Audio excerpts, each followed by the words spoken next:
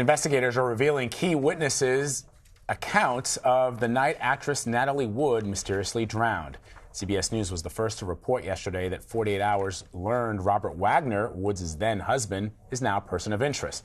Natalie Wood had been on a boating trip with Wagner and her then co-star Christopher Walken. Her death was originally ruled an accident, but the case was reopened over 6 years ago. Now, in a statement obtained by CBS News, the Los Angeles Sheriff's Information Bureau says that for the first time, we have witness statements that portray a new sequence of events on the boat that night. In a preview of tomorrow night's 48 Hours, investigators speak for the first time to Erin Moriarty about the key witnesses in this unsolved case. Captain Dennis DeVerne is Detective Ralph Hernandez and Lieutenant John Carina's most important but also problematic witness. Over the years, he has sold his story to the tabloids for money and collaborated on a tell-all book. You find him credible? I find his story in his version of events when he talked to us, everything fit. Makes more sense of what happened and is corroborated by other people.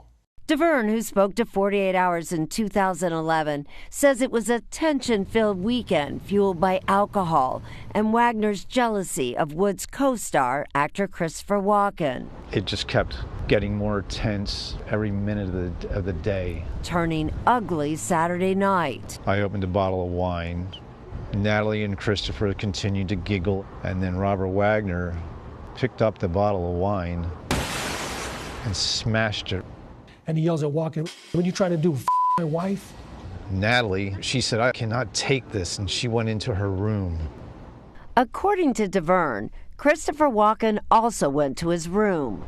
Then RJ went into the room, Natalie and RJ's room, started arguing, yelling, things being thrown about. At that point, DeVerne also leaves and goes up to the bridge at the top of the boat, says Lieutenant Carina. He hears them arguing, the arguing's getting louder. He says it sounds to him like there's like a physical fight going on inside there. He walks back down and he knocks on the door. And Robert Wagner opens the door and he says, he has this crazy look on his face. And he says, "Is everything okay, boss?" And he's like, "Go away." He looks so angry. He says, "I was worried about my own safety that I left. I went back up to the bridge." DeVerne told investigators that his line of sight was blocked by the boat's rain shield. But he heard everything. Fighting continued, and then to the back of the boat.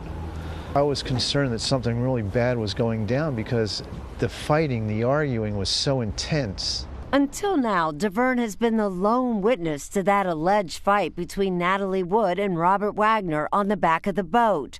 But investigators say they now have two new witnesses who claim they not only heard the fight, one of them says she saw it. And how credible are these new witnesses? Oh, they're very credible. They have no reason to lie, and their story matches what Dennis DeVerne says.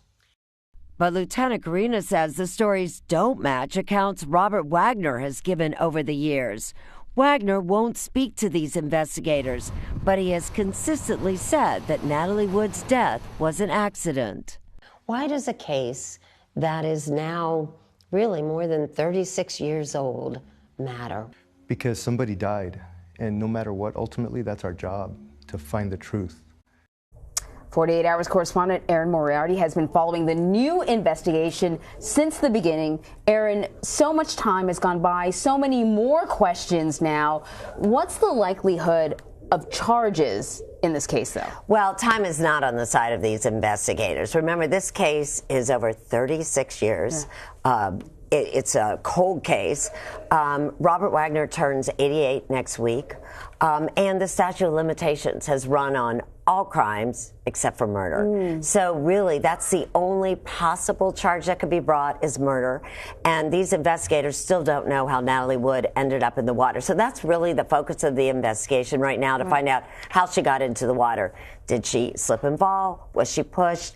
Did someone cause her death? Right. And that's really the big question here, and they just don't have that answer yet. You know, your story has gotten a lot of attention. I'm curious about Christopher Walken. He was there. What's he said, if anything? I think he's been very silent on this since. Well, he has. It's really interesting. He did do an interview early on with Playboy magazine, and then he was on CBS This Morning, and Gail actually asked him, point blank, and he goes, "I've said all I'm going to say," and he has not been forthcoming. But what's interesting is, although Robert Wagner has not spoken to these investigators, he did. They said that he is not a person of interest, and so we know that he was on the boat. He, by his own account, early on to the police, he said he had a small beef with Robert Wagner. But other than that, he really hasn't said much. I presume you reached out to Robert Wagner and... Yeah, again, they said... No. Yeah. Apparently, he told the Daily News he said all that he's going to say about this. But he's not saying no to investigators. Robert Wagner, yes, he is saying. Yeah, he is not. How can you do that? Well, unless somebody, you don't have to talk. Remember that you do not have to talk to police officers.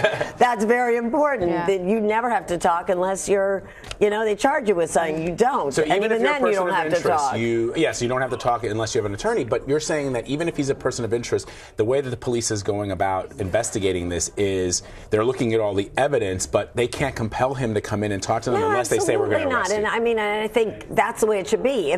These investigators, if they're going to bring charges, they should be able to get the charges. Right.